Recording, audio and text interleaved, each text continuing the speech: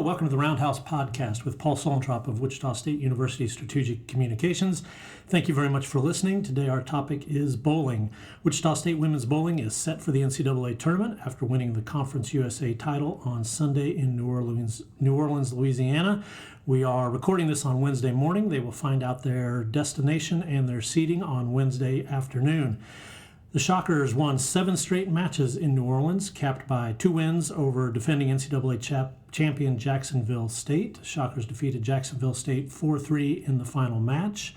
Aleesha Oden was named the tournament's Most Outstanding Bowler, while Mary Orff and Sarah Duque joined her on the all-tournament team. NCAA play starts April 3rd at 4 regional sites.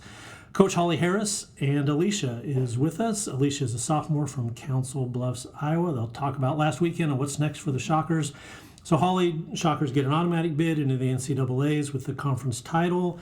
There are 19 teams, 11 automatic qualifiers, 4 regional. Explain how the bowling tournament works. What should people know if they're going to follow this? Yeah, so there's going to be 4 regionals, and in each regional there's going to be 4 or 5 teams. In the regionals with 5 teams, there'll be a single elimination play-in on Thursday, and then Friday and Saturday is a double elimination bracket.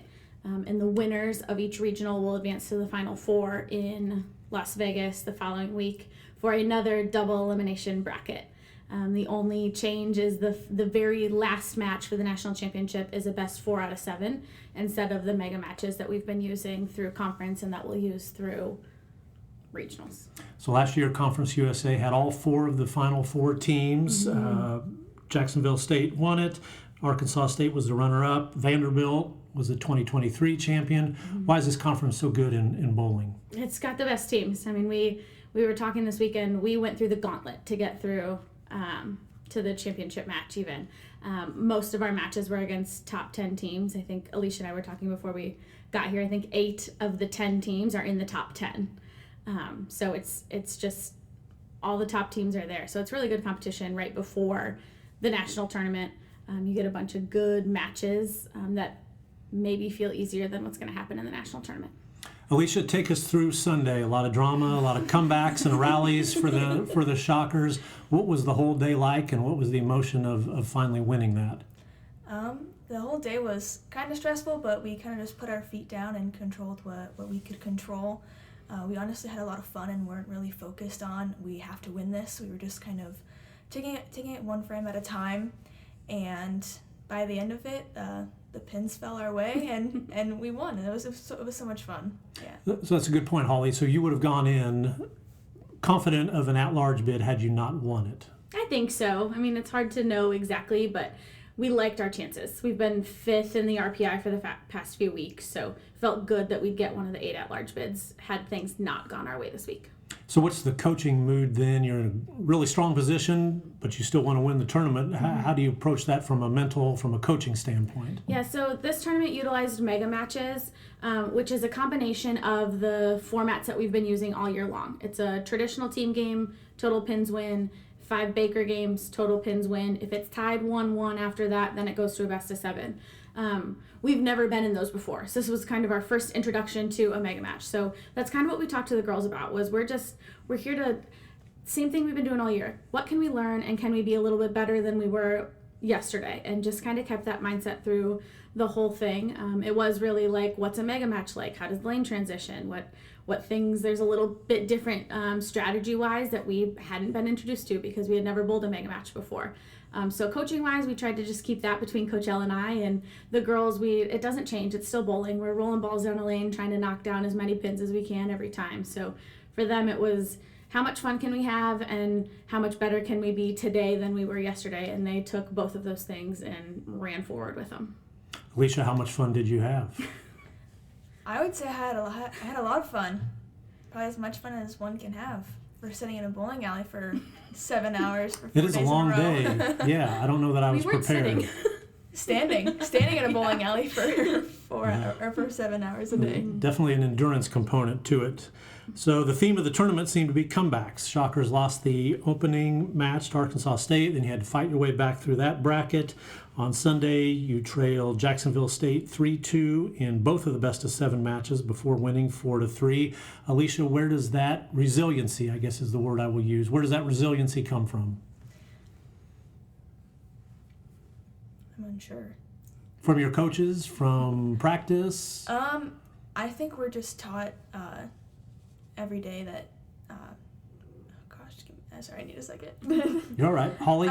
Yeah, how much do how do you help a group prepare for those kind of circumstances? Yeah, I think we remind them to just stay in the moment. We can't control things that already happened, and what's going to happen is also out of our control. We can control where our feet are, how we're throwing it, how much fun we're having.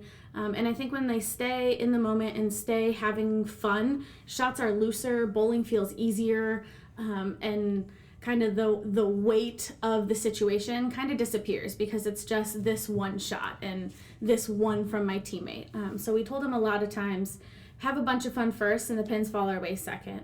And they just listened and just had fun. I mean, the stumbles were just that. It was just a little bump in the road, and it was how much fun can we have on this one? And you're telling us we were down 3-2 and I mean, I guess we were, but that was never like a thought. It wasn't like, oh my gosh, we have to win this one in order to go forward. It was, what can we do right now and how can we control this situation? And so a lot of times, I don't know that they really knew the score very often. It was just focus on the next one, stay in our space, stay in our house, keep doing our thing. So it would be like a lot of sports where your coaches are telling you, don't worry about the scoreboard, just keep performing. Correct, yeah. I don't think a lot of us look at the score. No, Aleesha told me yesterday when she doubled in the tints, she didn't know that she needed both of them. Yes, so that would have been one of the big moments, perhaps. I guess the biggest moment. Aleesha, take us through that. You had consecutive strikes in the 10th frame, Sunday's first match. If you don't strike, Jacksonville State wins, and those two then sent Wichita State into the, if necessary, into the final. What's going through your mind at that moment? I guess even if you didn't know what the score was. Like Holly said, I didn't know I had to strike the first time, let alone the second time.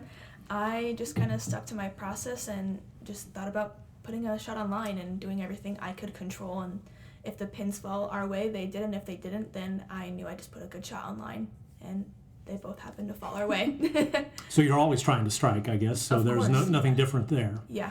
Take us through your routine. Do you have words that are going through your mind as you're preparing? Do you have techniques that you really rely on? What's going through your mind in those kind of moments?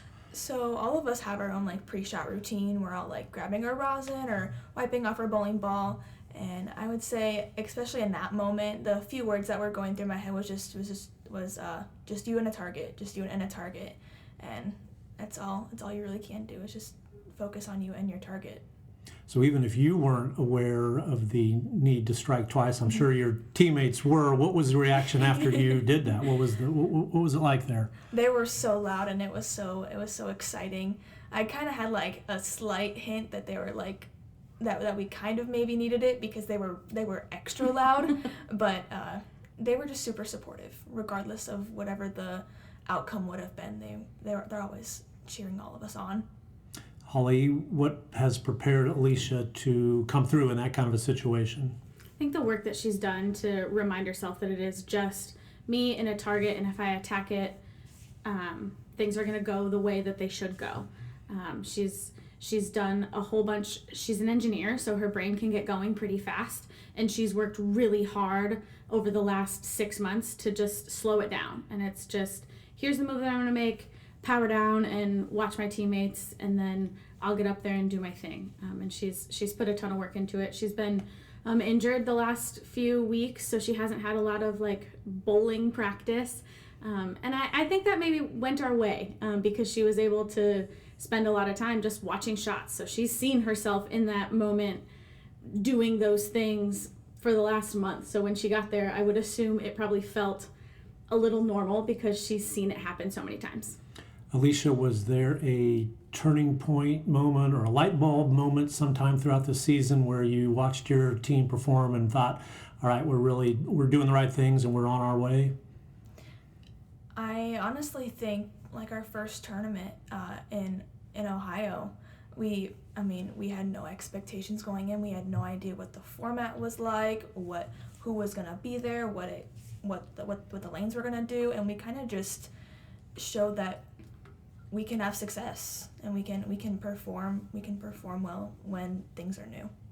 Aleesha, shout out a teammate who really was helpful over the weekend, but maybe got overlooked a little bit that we didn't hear much about. Anybody jump to mind?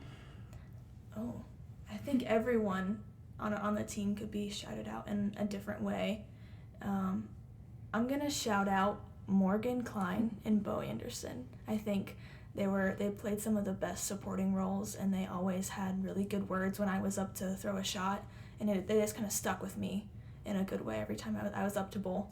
Really good words. Tell us a little bit more about that. What words do you like to hear when you're getting ready?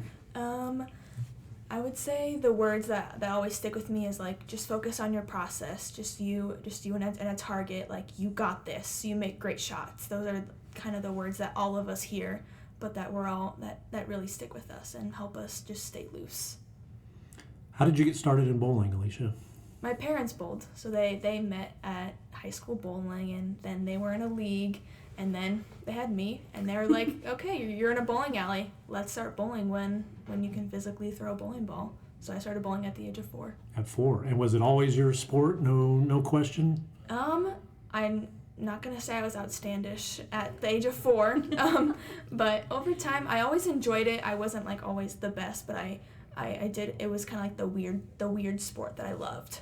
I did a bunch of sports growing up, and I eventually had to give up the rest of them, and that bowling was the one that I chose to stick with. So. And tell us about choosing Wichita State. How did that go? I came here because I wanted the opportunity to potentially be on the team and learn and grow. I came on as a walk-on my freshman year. I tried out and I made the team, and I just learned a bunch, so it was pretty cool. Who is a upperclassman teammate who helped you get adjusted to all college life, bowling, academics, all those kind of things? I would say when I first got here, Mary was kind of like the little my little guide. She was awesome. Little guide. She was awesome. She kind of answered all my questions and just helped me transition to being in college. You are majoring in product design and manufacturing engineering. Tell us about that major and why you chose that. I knew I wanted to be an engineering major when I came here, but when I came here, I was hoping to go into civil engineering. They had taken out that major because not enough students had enrolled in it, and that looking at the classes that were there, I mean, it looked the coolest in my opinion. Looked like it's a lot of hands-on designing and doing things like in a lab, and that's something that I kind of want to do. I don't want to sit in an office all day every day. I want to be on my feet and doing different things. So, yeah. So Holly, first season as an NCAA member for the program. What are your big takeaways? What have you learned about NCAA bowling? It's a lot different than I think we initially thought it was going to be. The lane play and the strategy and the format and like the transition is just different. It's still just bowling, but it's different. And I think we maybe underestimated how different that was going to be. And I think we've all been pleasantly surprised with how fun it is. We're bowling matches all the time. And sometimes those go your way and they're really fun, and sometimes they don't go your way. And I think we found some fun in the ones that don't go our way because it's a fun puzzle. Like, what would we do different? I mean, sometimes there's nothing. Like the first match with Arkansas State, we wouldn't have done a single thing different. We bowled great and just kind of got outdone. And so that part's been fun, trying to figure out the different pieces to consistently win. So people who are maybe new to following bowling might be interested in some examples about the strategy, the lane conditions, all those kind of things. Hit us with an example or two that maybe the average person wouldn't be aware of but are really important. Yeah, so think of a bowling lane like a hole in a golf course where there's a fairway and there's some sand traps and things like that. When you're on a golf course, you can see those things. When you're on a bowling lane, you can't see those things. So there's certain spots where you want your bowling ball to go in order to strike, and that changes often. When we were a club team, we we're throwing our balls more to the right, and now that we're on the NCAA side, it's like the path has changed, and we're like shaping it more, I guess, is the easiest way I can describe it. So it's like we used to be on one hole of a golf course, and now we're on a different hole in like the way that the lane changes. Aleesha, what's your reaction been to a season of NCAA competition? How's it different? I would say, in my opinion, it's a lot more fun. Every day is different, and every day is more competitive, and there's no just qualifying for a match play bracket. You're always trying to perform at your best because every match counts. And I think bowling against the other NCAA teams, it challenges you to be the best you can, and it challenges you to be even better. And I think that's really fun. Holly, did you call Gordon Vatican after winning the tournament? I texted him immediately, and he had been texting all week. I love that guy. I talk to him weekly. We've been pretty busy, so I haven't had a chance to talk to him at length, but we did talk for a while yesterday. But he was my first text of, GV, we did it. And it's cool to have his support, and I mean, he's blowing up Facebook left and right, letting everybody know how it's going. So although he's a few years removed, he's never going to be removed from this program. I mean, he is the foundation of what we do. And we're lucky to have his support constantly. I would imagine Gordon was quite happy. Gordon, of course, was a long-time coach at Wichita State bowling, retired a few years ago, and was a big advocate of getting Wichita State women's bowling into the NCAA. So I know this has been a big year for him, big accomplishment, and I'm sure he's on the minds of everybody around that program when they have big milestones like this. How do things change when you get to the NCAA tournament now? I mean, they don't really. It's the same format as the conference tournament, so we're in mega matches. It's a double elimination format, and for us, we've tried to just attack everything as it's the same. It's just this one shot, what's in front of us, and when we've kept it with just the one thing that's in front of us, it's been really easy to stay in the moment and let the other things kind of dissipate. So, I mean, I guess it'll be less teams there. There's only going to be 4 or 5 teams. It may be a little bit louder because it's kind of the end for some teams, but we're really just looking at it as it's another chance for us to go have a bunch of fun together. This team's only going to be together for the next few weeks, and then this team will never have a chance to compete with just each other again. So I think we're just looking to suck as much fun as we can out of these next few weeks. That sounds like a good plan. Aleesha, so being a college athlete means lots of road trips. You're on the bus. You're on a plane. Snacks. How do you get through all that travel? What's your go-to? I would say go-to snacks are probably pretzels or Gardettos. Those are pretty good. Okay, good choice. Yes. Holly, how about you? Ooh, I'm a big cracker of any type. So Goldfish, Cheez-Its, pretzels, something crunchy. For some of the sports around here, they will really get into the road trips. They will bake cookies. They will bring pretty elaborate stuff. Does bowling do that same kind of thing? No, you're a little more simple. All right, Aleesha, what are you reading? What are you watching? Give the people a recommendation for something to kill their idle time. I don't have a lot of time to watch TV or read books, but a movie I recently watched that was pretty good was Moana 2. I'd highly recommend if you haven't watched it. The soundtrack is so good. I giggle because this team is the biggest Disney fans ever, so it is no surprise that that's the movie that you picked. My granddaughter Maggie, who is almost 3, is a big fan of that same movie, so I'm very familiar with this. Yes, Holly, how about you? Are you reading anything good? Are you watching something that you would recommend? I'm in the middle of Suits. I'm more of a TV show series kind of girl, so I'm in the middle of Suits. Criminal Minds is another favorite. Reading. Just finished The Champion's Mind again. I think it's just a good one to remind us of what we're doing and how we're going to get there. Coaches love their self-help, inspirational, those kind of books, definitely. Shocker Bowling, the Wichita State women's bowling team, they find out their NCAA tournament destination on Wednesday, later today. We're recording it Wednesday morning. They are automatic qualifiers, so they will be in NCAA play starting April 3rd. Coach Holly Harris and Aleesha Oden, thank you very much for your time. Thanks. You.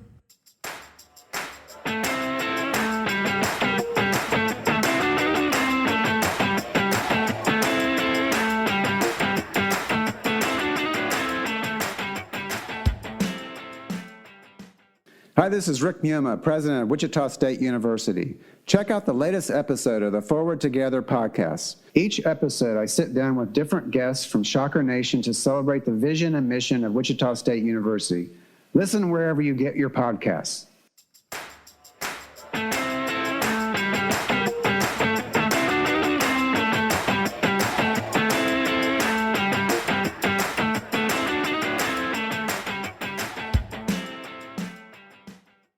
Thank you for listening to the Roundhouse podcast, courtesy of Wichita State University Strategic Communications. We encourage you to rate, review, and subscribe wherever you get your podcasts. You can find more Roundhouse content at GoShockers.com. Malcolm out near the timeline. Left side of the floor to Baker. Ron works deeper to the wing. Fires a three. Good! Ron Baker with his third three-point field goal of the game, and Wichita State goes ahead by 4.